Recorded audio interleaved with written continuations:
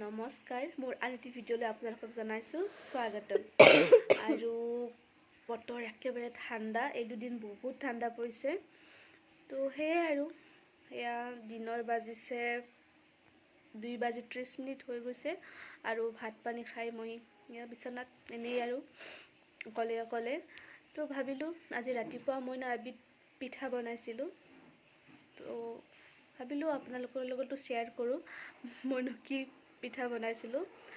পিঠাটো কিন্তু সেই ইউটিউবত চায়ে বনাইছোঁ কাৰণ মই ইমান পণ্ডিত নহয়, এইবিলাক নাজানো, বাছ চেষ্টা কৰিছোঁ হয় কি নহয়।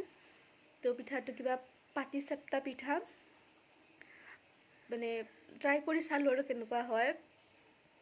তো খালোঁ ৰাতিপুৱা, ঠিক ঠাক হৈছে, খাব পাৰিছোঁ।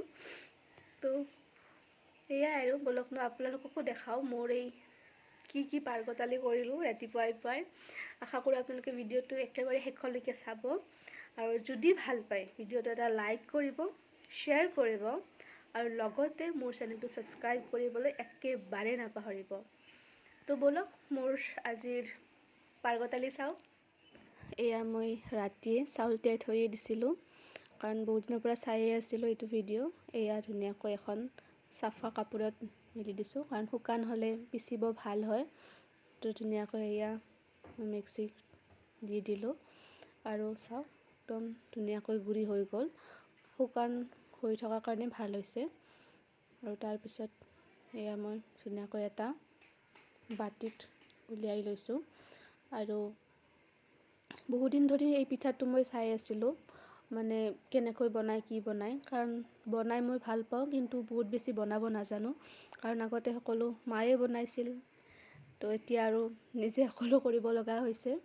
তো এয়া পিঠাগুড়িটো দিছোঁ আৰু তাৰ ওপৰত এয়া দিছোঁ ময়দা, মানে পিঠাগুড়িকৈ একেবাৰে কম পৰিমাণৰ ময়দা দিব লাগে আৰু লগতে ইয়াত দিছোঁ নিমখ আৰু গোটেইখিনি এয়া মিক্স কৰি দিছোঁ আৰু ধুনীয়াকৈ এয়া পিঠাগুড়ি, ময়দা আৰু নিমখ সেইখিনি মিক্স কৰি ল'লোঁ আৰু এয়া গেছটো জ্বলাই তাত গাখীৰ গৰম কৰি লৈছোঁ কাৰণ এই পিঠাটো মানে মই দেখা ধৰণে আৰু যে গাখীৰেৰে কৰে আৰু আমাৰ খোলা চপৰীয়া পিঠা যিটো আছিল তো তেনেকুৱাই বস্তুখিনি। তো এয়া গাখীৰত অকণমান চেনি দি লৈছোঁ, গাখীৰ আৰু পানী দুয়োটা মিক্স কৰি লৈছোঁ, একেবাৰে গোটা গাখীৰটো লোৱা নাই আৰু এয়া তাত অলপকৈ দিছোঁ গাখীৰ দি ধুনীয়াকৈ মিক্স কৰি আছোঁ কাৰণ একেলগে গোটেইখিনি মিক্স কৰিলে হয়তো বহুত বেছিও হৈ যাব পাৰে গাখীৰ, সেইকাৰণে অকণমান দিছোঁ আৰু মিক্স কৰিছোঁ। এনেকৈ 2-3 বাৰ দিয়াৰ পিছত মোৰ মোটামুটি ৰেডি হৈয়ে গৈছিল। এয়া আৰু এবাৰ দি লৈছোঁ, তাৰপিছত আৰু ধুনীয়াকৈ লৰাই আছোঁ আৰু এয়া চাওক যেনেকৈ দেখাইছিল আৰু ভিডিঅ'ত মোটামুটি সেইখিনি আকাৰলৈ আহিছে নাজানো কি হয়। আৰু এইখিনি মই অকণমান সময়ৰ কাৰণে ঢাকন দি থৈ দিম কাৰণ 20-25 মিনিটমান ৰাখিব লাগে এনেকৈ। আৰু তাৰপিছতে এফালে মই কেৰাহীত অকণমান ঘি দি লৈছোঁ আৰু ঘিখিনি গেলি যোৱাৰ পিছত তাত অকণমান দিছোঁ গাখীৰ আৰু এইখিনি গাখীৰত পানী মিহলাই লোৱা নাই, এইখিনি গোটা গাখীৰে হয় আৰু গাখীৰখিনি যেতিয়া একেবাৰে উতলি আহিছে তাৰপিছত মই তাত এয়া দি আছোঁ এইটো যিটো আছিল গাখীৰ পাউডাৰ সেইখিনি তাত দিছোঁ আৰু সেই মোটামুটি 2 চামুচমান মই দিছোঁ চাগে। তো সেইখিনি দিয়াৰ পিছত ধুনীয়াকৈ লৰাই আছোঁ আৰু সেইখিনি অকণমান গাখীৰৰ লগত মিক্স হৈ যাবলৈ দিয়া হৈছে। তো এনেকৈয়ে দেখাইছিল আৰু ভিডিঅ'টো কাৰণ মই বিশেষ নাজানো, আপোনালোকক শিকাব মই নোৱাৰোঁ, মোৰ পৰা শিকিব নোৱাৰে, বাছ ভিডিঅ'টো চাবচোন মই পাৰিছোঁ কি পৰা নাই। আৰু এয়া গুড় দিছোঁ তাত আৰু এয়া গুড় দি ধুনীয়াকৈ মিক্স কৰি লৈছোঁ, গুড়খিনি একেবাৰে গলি যোৱাকৈ মিক্স কৰিব লাগে।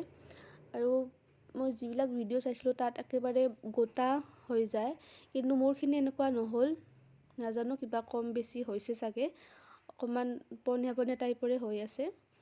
তো হওক আৰু উপায়তো নাই, বহুত টাইম গৰম কৰাৰ পিছত তেনেকৈয়ে হৈ থাকিল। আৰু এইফালে যিটো পিঠাগুড়ি আৰু ময়দাৰ যিটো কৰি লৈছিলোঁ সেইখিনি এখন টাৱাত তাত অকণমান তেল মচি দিছোঁ আৰু তাৰপিছত এয়া দি দিছোঁ খোলা চাপৰীয়া পিঠা যেনেকৈ বনায় আৰু সেইখিনিয়ে। তাৰপিছত অকণমান সময় ঢাকোন দি ৰাখিছোঁ। একেবাৰে জুইটো কমত আছে, বেছি জুই দিয়া নাই, কম জুইতে। তাৰপিছত এয়া ঢাকোনখন গুচাই পিঠাটো মোটামুটি সিজি আহিছে। তাৰ ওপৰত এই যিটো আমি মিশ্ৰণ বনাই ৰাখিছিলোঁ সেইখিনি তাত দি দিছোঁ। আৰু তাৰপিছত পিঠাটো একদম আমি যেনেকৈ বৰা পিঠা বনাওঁ এনেকুৱা ধৰণে আৰু পিঠাটো একেবাৰে ধুনীয়াকৈ ভাজ কৰি দিছোঁ। আৰু এয়া পিঠা একদম ৰেডি হৈ গ'ল। এয়াই আছিল আজি ভিডিঅ'টো। এয়া পিঠা আমাৰ গোটেইখিনি হৈয়ে গ'ল। লগতে এয়া লৈছোঁ গাখীৰ দিয়া চাহ ৰাতিপুৱা। তো আজিলৈ ভিডিঅ'টো এইখিনিয়ে।